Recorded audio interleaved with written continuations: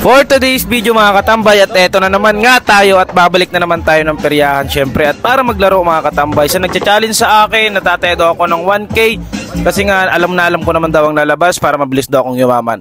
Hindi po ganun mga lodi cakes, kasi ang pagsusugal ay walang kasiguraduhan. Kung tatama yung technique na yung ginagawa, di salamat diba? Syempre, tatay at susugalan tayo pang aliw-aliw mga katambay. Huwag tayong susugal pang buhay-buhay. Ngayon, naghahanap na naman tayo ng mesa na ating mapaglalaruan. At eto nga mga katambay, unang taya natin ay 10 piso sa green. Magsisimula tayo sa 10 pesos mga katambay.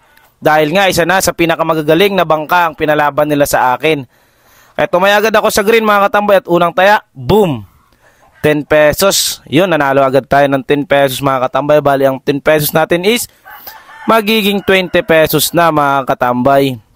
Pero syempre dahil nga lagi tayong nakaabang kung paano timplahin ni Madam ang dice. At ayan mga katambay, napapansin nyo ba ang dice? Isang dilaw sa baba at isang dilaw sa taas. Isang blue sa baba at isang blue sa taas mga katambay. May chance na lumabas ang dalawang color na yan mga katambay. Pero syempre ginawa nating guide ang kulay blue. Pero maaaring lumabas siyang blue at dilaw mga katambay kung sakaling tumama at tumugma sa technique na ating ginagawa. At dinabol check ko pa nga mga katambay at ginawa kong guide ang kulay blue. Tinodo ko na nga pala doon mga katambay ang 20 pesos na napanalunan natin. At yun nga, kung napapansin nyo, lumabas ang blue at dilaw. Mataas talaga ang porsyento mga katambay na lalabas yung kulay na yung tinayaan kapag ganun ang technique na yung ginagawa at sakto ang yung paghila. Pero syempre nga, di ba, hindi natin alam kasi sugal to. Kumbaga, mataas lang talaga ang porsyento. Bali mga katambay, 20 pesos natin is naging 40 pesos na. Pero sa pagkakataong to, ayaw na akong pahilain ni Madam. Bakit kaya mga katambay? Tanong ko sa inyo mga katambay, bakit kaya ayaw niya na akong pahilain? At syempre, nandito din ang isang nating solid followers. At sa part na to mga katambay, tiningnan ko ng maigi kung anong dice ba ang magiging guide ko. Sa pag-ikot-ikot niya, nakita ko ang dilaw. Pero sa part na to, pinagbawalan niya akong maghila. Bakit kaya mga katambay?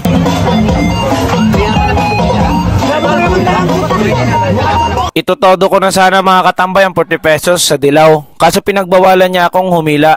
Kaya kinuha ko muna ang aking taya. Sa part na to mga katambay, subukan kong tumaya ng 5 piso. Titingnan ko mga katambay kung mananalo ba tayo kapag hindi ako humila. Pero grabe naman, ibang klase naman ang pagtimpla ng dice. Inuna na yung dalawa bago yung isa para hindi ko makita.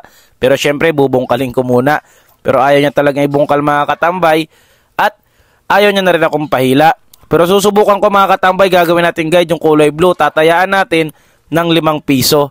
Oh, pero teka mga katambay, masyado ko ng seryoso sa panonood. Mag-follow ka naman. Siyempre, like mo na din, 'di ba? Tara, ating subukan mga katambay kung lulusot ang 5 piso natin ay tinaya natin sa blue. Kayo mga katambay, bakit ayaw na akong pailain? Pwedeng paki-comment naman diyan. Kahit ano kasing gawin nating technique mga katambay, kung hindi tayo ang ihila, hindi natin matatansya. Kasi nga pwede niyang hilain ng mabilis o malakas. O 'di ba, sa 5 piso yung kulay blue hindi lumabas. Kaya wag na nating ipilit mga katambay. Humanap na naman tayo ng ibang mesa na pwede natin pagtaya na kung saan nagagawa natin yung technique na ginagawa natin. Grabe naman, ang liit lang ng taya. Pinagbawalan pang humila. Tara, samahan nyo na lang ako mga katambay at kakain na lang tayo ng balot. Doon na lang natin ilalabas ang samot at puot. Okay lang yun mga katambay kahit hindi tayo pahilain ng bangka. Ang mahalaga doon, nanalo tayo kahit konti. Pwede na pangkain ng balot. Ang isa pa doon, ang sarap ng balot. Ikan na lang natin ulit bukas mga katambay. Hindi na tayo mapakilala kasi magpapakalbo na tayo.